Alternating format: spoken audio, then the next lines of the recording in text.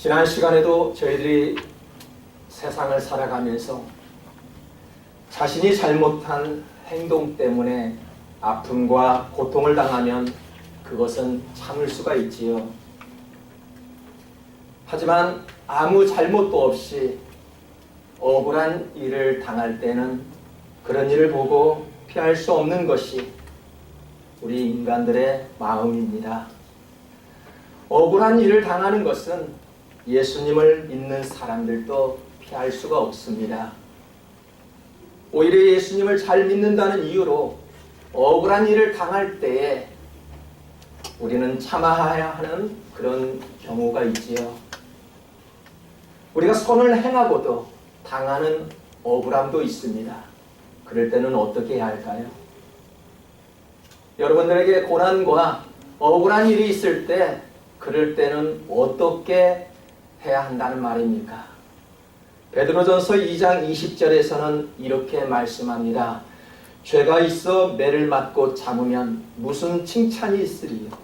그러나 선을 행함으로 고난을 받고 참으면 이는 하나님 앞에 아름다우니라 라고 말씀합니다. 참는 것이 무조건 참는 것이 아니라 주 안에서 하나님 앞에 참는 것이 바로 아름다움이라 라고 성경은 말씀합니다. 참으로 성경은 이처럼 매우 어렵습니다. 왜 어렵습니까?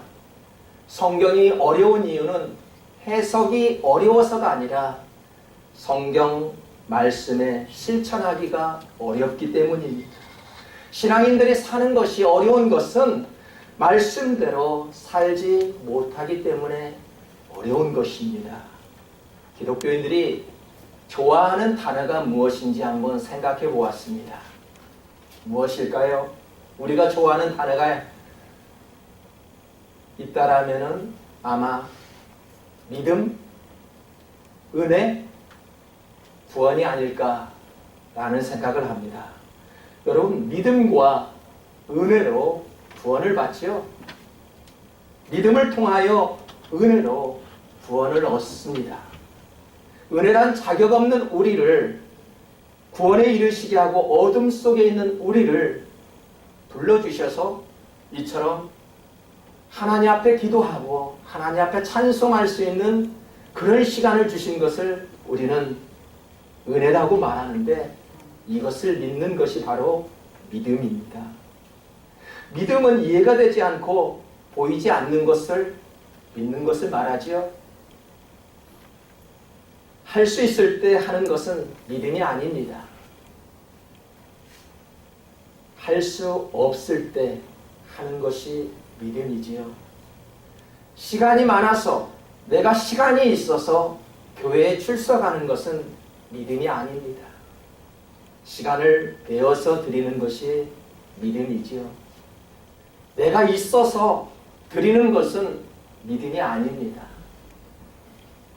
믿음이란 재물이 많아서 드리는 것이 믿음이 아니라 예수님은 없는 것 중에서 옥합을 깨뜨린 여인의 모습을 보시고 감동하셨습니다. 여러분, 주님을 정말로 사랑하십니까? 믿음의 사람들을 존경하고 어떤 말씀이라도 순종하십니까? 그리고 아멘 할 수 있습니까? 믿음 안에 저희를 믿고 은혜 안에 있을 때 은혜가 충만하다고 이야기하지요. 그렇다면 믿음 아닌 것에 목숨 걸지 말고 믿음 없는 것 놓아버리고 영원한 것 빼앗기지 않는 것이 바로 믿음입니다. 세상은 참으로 불공평하게 보이지요. 공평하신 하나님이라고 우리는 부르지만 우리가 사는 이 세상은 참으로 불공평하다라는 것을 느끼게 합니다. 왜 그럴까요? 악한 모습이 여전히 활기를 치고 거리를 활보하고 있는 그런 모습을 볼 때 참 세상은 불공평하다. 불의와 폭력과 악이 선을 짓밟으려 할 때, 선이 눈물을 흘리고 있을 때 법과 공의가 무너져 있는 것처럼 보입니다. 여러분, 이러한 일들이 일어나고 있는 현실을 바라보면서 하박국 선지자는 안타까운 마음으로 기도하였지요. 어떻게요? 1장 3절을 보십시오. 어찌하여 그 아픈 세상을 보고 법과 공의가 무너져 있는 그 세상을 바라보면서 어찌하여 내게 죄악을 보게 하시며 폐역을 눈으로 보게 하시니까 겁탈과 강포가 내 앞에 있고 변론과 분쟁이 일어난 날이다.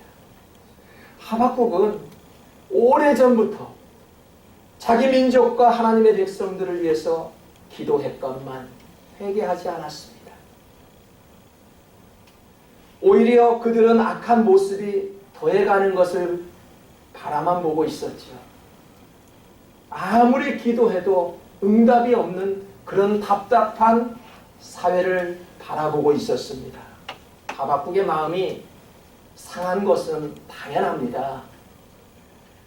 여러분, 하나님의 백성이 타락하고 말씀 안에 살지 못하고 있는데 어찌 마음이 상하지 않을 수가 있을까요? 오늘날 교회가 하나님의 영광을 드러내지 못하고 세상과 타협을 하며 세상의 비난과 조롱의 대상이 있는데도 불구하고 그것을 보며 마음 아파하지 않는 그런 하나님의 백성이 누가 있겠습니까? 그래서 하박국 선지자는 하나님께 종종 던진 질문이 있지요. 무엇일까요? 주여, 어느 때까지입니까? 왜입니까? 라는 질문을 던집니다. 본문 1절에서 하박국은 자신의 질문에 대하여 하나님이 어떻게 대답하실지 기다리겠다고 합니다. 여러분, 기도하고 하나님의 응답을 기다리고 계신 분이 계실까요? 하박국은 기도한 후에 하나님이 어떻게 나에게 말씀하는지 기다리고 있겠다라고 말씀합니다. 우리가 기도한 후에는 하나님 말씀이 하나님께서 나에게 어떠한 메시지를 주시는지 기다릴 줄 알아야 합니다. 여러분, 기도했으면 반드시 하나님이 뭐라고 말씀하시는지 듣는 훈련도 필요합니다. 하나님의 답변이 바로 이것이지요. 4절에 보니까 보라, 그의 마음은 교만하여 그 속에서 정직하지 못하나 의인은 그의 믿음으로 말미암아 살리라. 엉뚱한 대답입니다.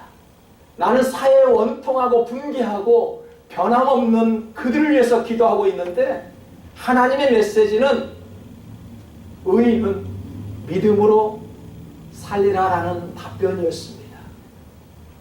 여러분, 여기에 두 종류의 사람이 등장하는데 교만한 자와 의인입니다. 유다 사회적 상황이 지금 어떻다고요? 비양심적인 인간들이 정직하게 살려는 자들보다 훨씬 많았대요. 비양심적인 그런 사람들, 이 사회 많지요? 교만한 자들이 너무너무 많죠?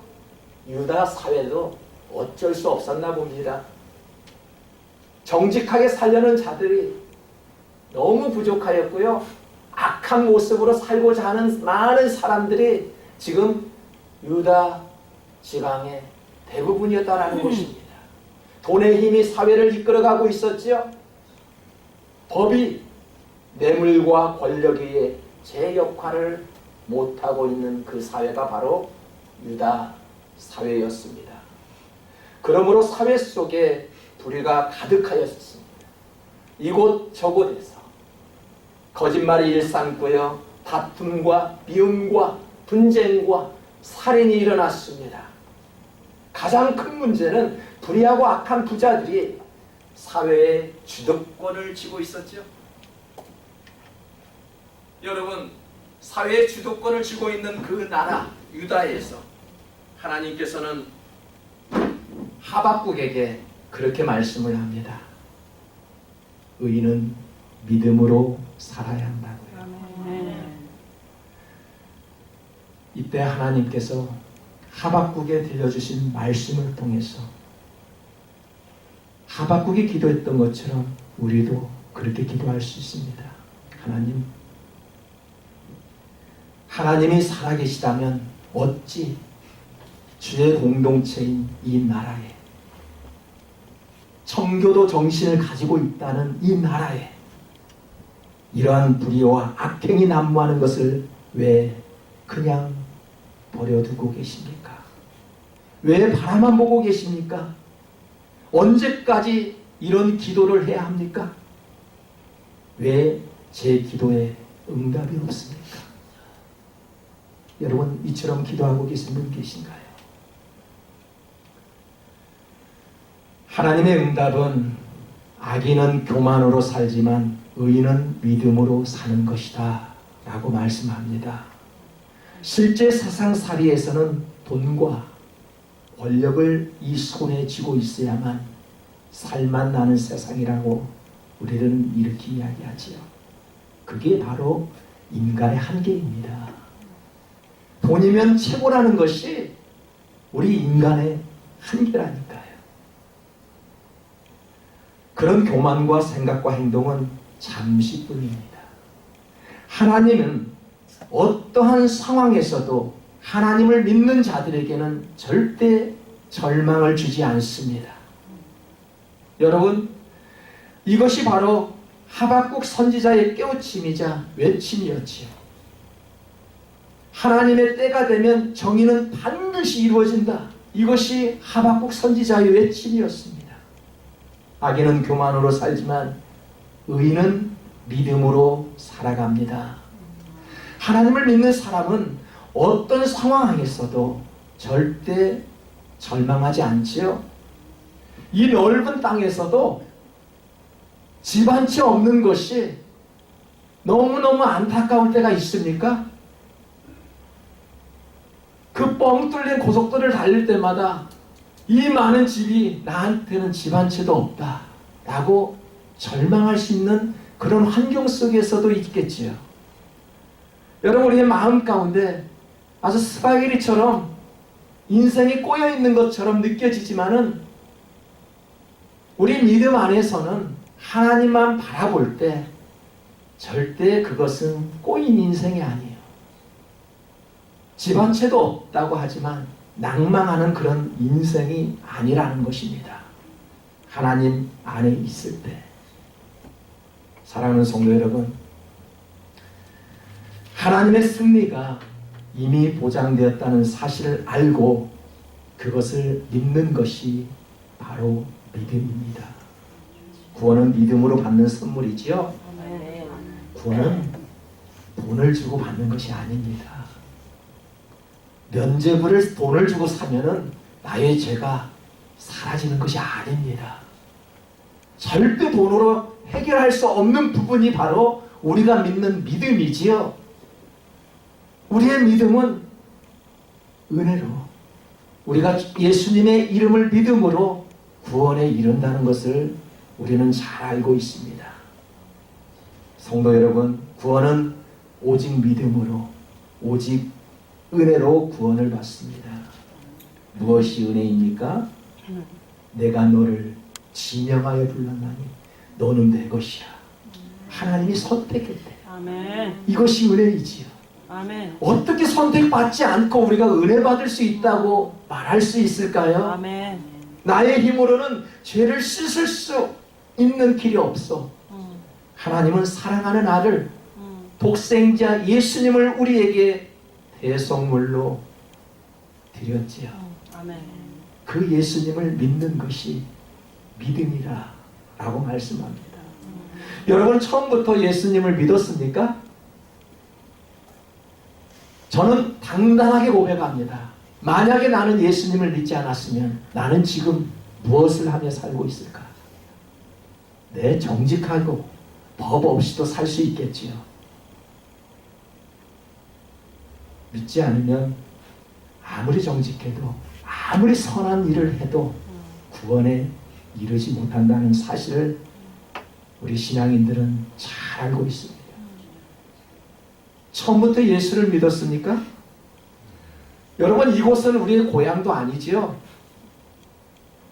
문화와 언어가 달라 참으로 낯선 곳에 머물고 있습니다. 때로는 외롭고 힘들어 지쳐 있을 때마다 나의 손을 잡아주시면서 주저앉지 말고 일어나라 라고 일으켜 세워주실 수 있는 그런 환경, 아주 열악한 환경 속에서 우리는 살고 있습니다. 여러분 마음이 부자입니까? 잘 살고 계신다고요? 우리 이민사회 자세히 바라보니까 참으로 어렵게 살고 있더군요. 조금 돈 있다고 해서 넉넉하게 살고 있는 그런 가정들을 또 바라볼 때 역시 그분들도 쓸쓸하고 외롭고 힘들게 살아가고 있는 이민 사회를 가지고 있습니다.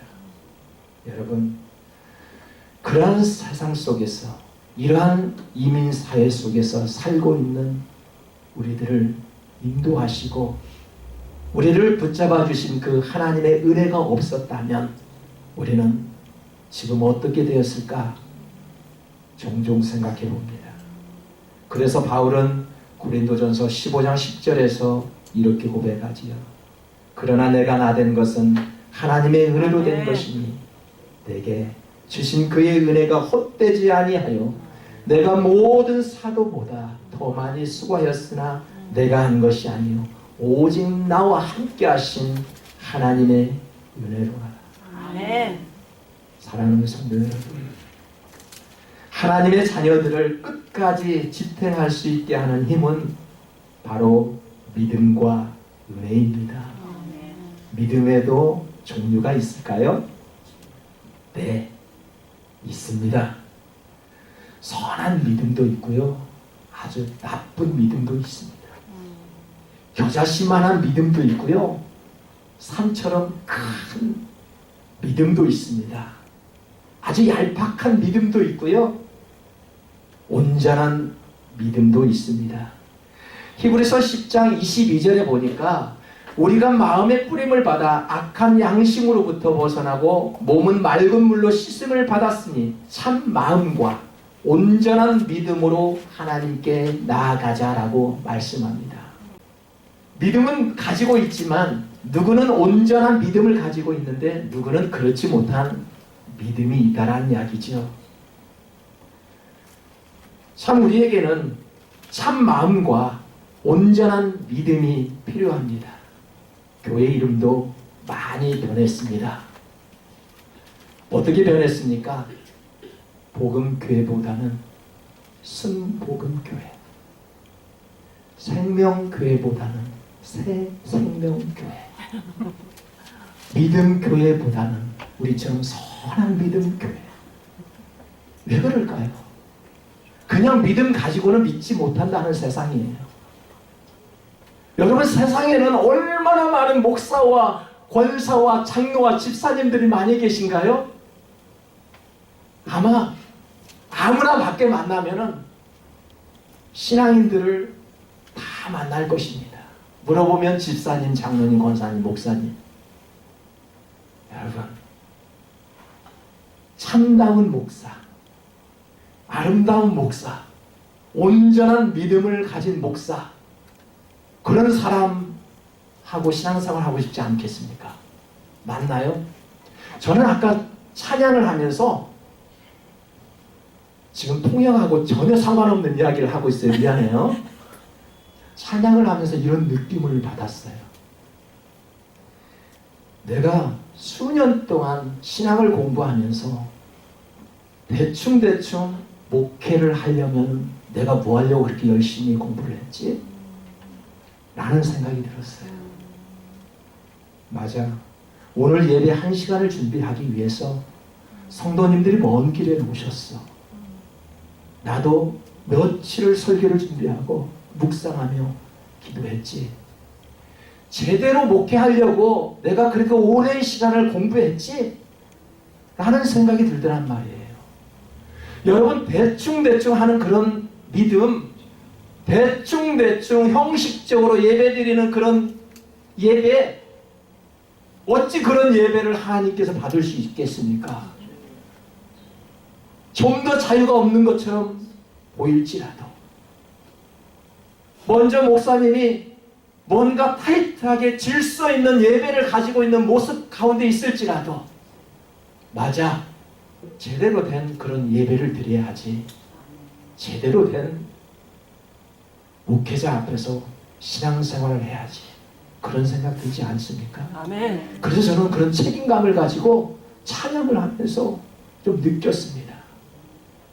나도 좀 대충대충 하면은 그냥 이런저런 공부하면서 이런저런 일을 하면서 그냥 예배 인도하면 되겠지. 근데 그것이 아니더라.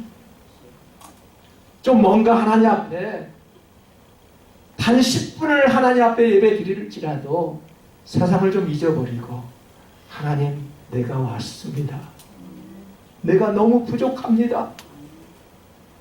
나의 힘으로는 절대 낼 수 없습니다. 하나님의 힘이 필요합니다. 라는 고백이 있어야 한다는 것입니다. 여러분, 좀 힘들더라도 박종진 목사가 너무 타이트할지라도 하나님 앞에 예배 드릴 때 뭔가 좀 제대로 하고 싶은 그런 욕망이 있는 우리 성도들과 함께 하나님 앞에 예배 드리고 싶은 마음이 생겼다라는 것입니다. 여러분, 믿음으로 따라와 주시기 바랍니다. 지금 하박국이 살았던 유다 시대나 오늘날의 시대는 여전히 있죠. 비정상적인 방향으로 흘러가고 있다는 것이. 여러분, 지금 세상이 바르게 흘러가고 있다라고 생각이 듭니까? 저는 절대 그렇지 않다고 봐요. 세상이 이상하게 흘러가고 있어요. 우리의 생각들이 이상한 방향으로 가고 있다라는 말이에요. 여러분, 사람들과 한번 대화를 해보십시오. 나와 코드가 맞지 않는 사람들이 얼마나 많은지 몰라요. 똑같은 인간의 옷을 입고 왜 이렇게 나와 다를까? 라는 생각을 많이 가지고 있습니다. 미국의 기독교 인구는 리서치 센터가 발표한 자료에 하면 10명 중 7명이 크리스천이에요. 그렇다면 1억 7,300만 명이 크리스천이라고 합니다. 우리 한국을 한번 가볼까요?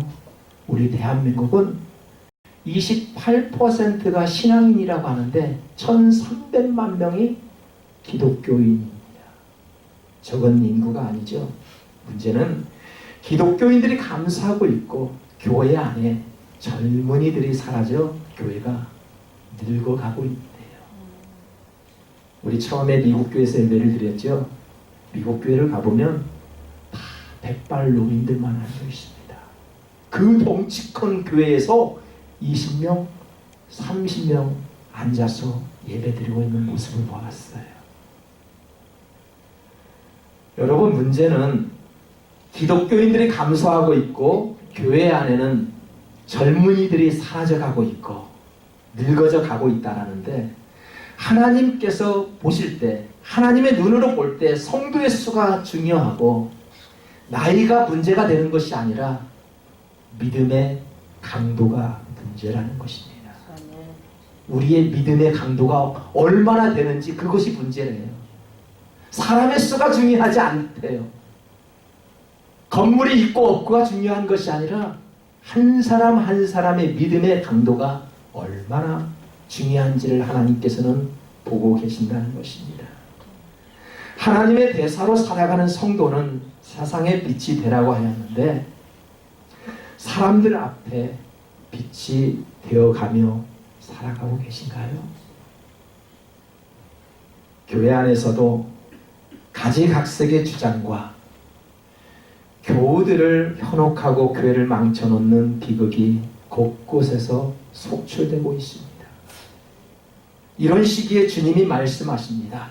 어떨게요? 너희는 믿음 안에 있는가 너희 자신을 시험하고 너희 자신을 확증하라. 예수 그리스도께서 너희 안에 계신 줄을 너희가 스스로 알지 못하느냐?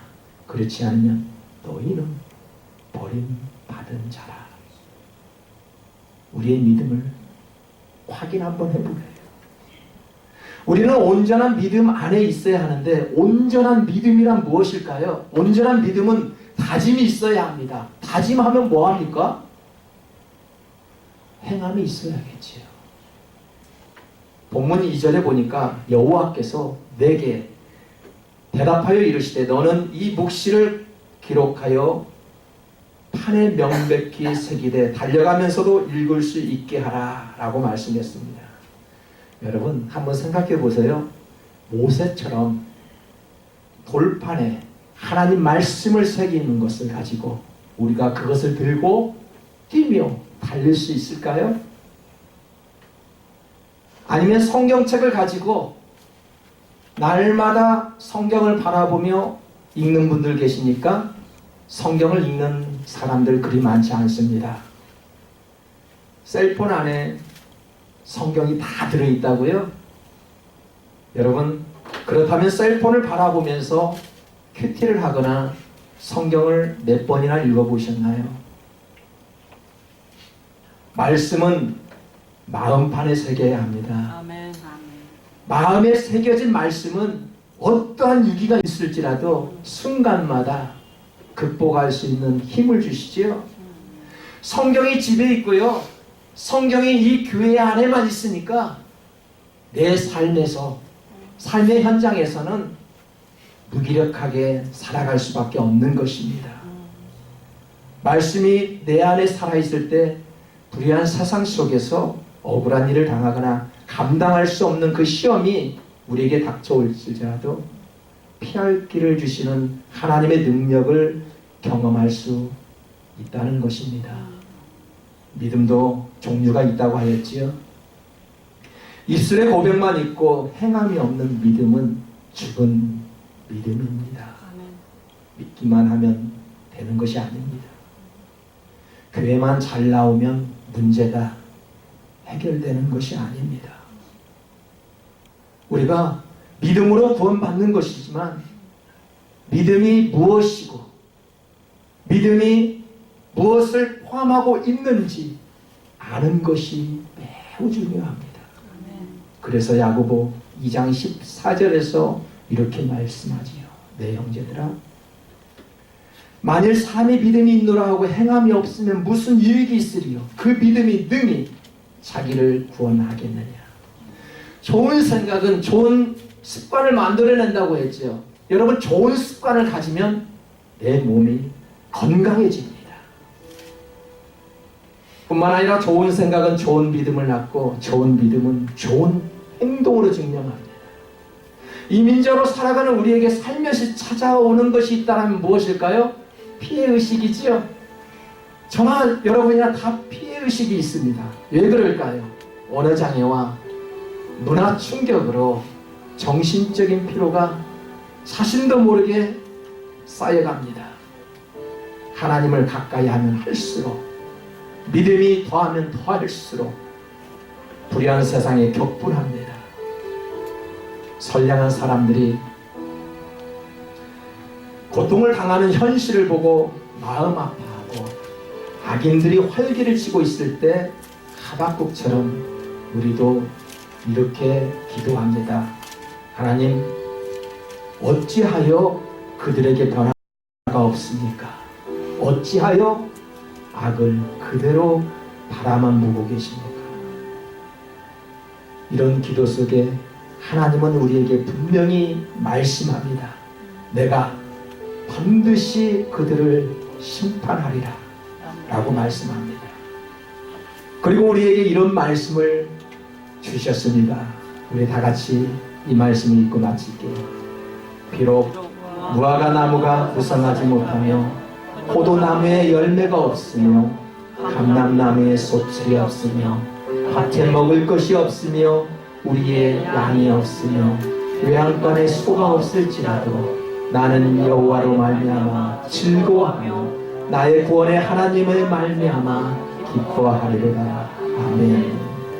그 어떠한 불의와 억울한 상황 속에서 그리고 답답한 일을 당해서라도 낙심할 때에도 믿음으로 의로운 삶을 지키며 살겠다는 고백이 저와 여러분의 마음 가운데 임할 수 있기를 축복합니다. 다 같이 기도하겠습니다.